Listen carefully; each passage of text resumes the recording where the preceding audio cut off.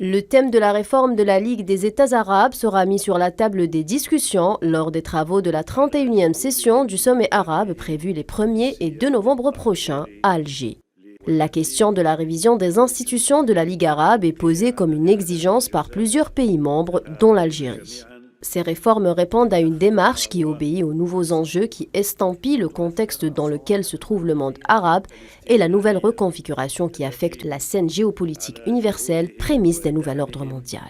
La démarche algérienne se veut une conception qui surpasse l'aspect organisationnel de la Ligue, visant à remanier la charte de cette institution arabe qui, depuis sa création en 1945, n'a connu aucune réforme. Cette 31e session aspire à réaliser les moultes attentes des peuples arabes à l'égard des questions en lien avec la stabilité, la sécurité, la paix et la prospérité. L'Algérie, en coalition avec les autres pays arabes ainsi que le secrétaire général de la Ligue, aspire à améliorer les performances de cette organisation et explorer les stratégies adéquates pour promouvoir l'action arabe commune dans les différents domaines. La grande zone arabe de libre-échange à laquelle l'Algérie a adhéré officiellement en 2009, la sécurité alimentaire, le développement de l'investissement, les partenariats entre les pays arabes, ainsi que la relance du projet de l'Union arabe des douanes en vue d'impacter positivement les échanges commerciaux constitueront les principaux sujets qui seront au menu des pourparlers.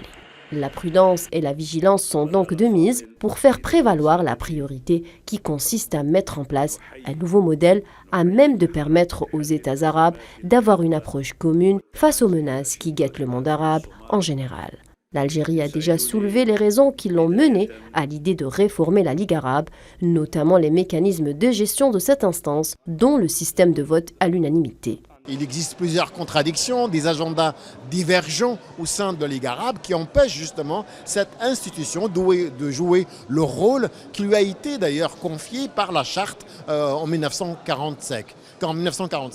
Deuxième élément, c'est évidemment la question de la réforme. Plusieurs États, dont l'Algérie par exemple, qui a demandé la réforme de la charte de la Ligue arabe, qui a demandé à ce qu'il y ait aussi un secrétaire général tournant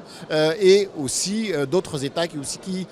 qui soutiennent cette proposition. L'unanimisme et le maintien de la gestion des institutions de la Ligue arabe en l'état représentent des entraves qui biaisent l'action efficace et active de la Ligue dans un contexte politique au niveau international des plus critiques.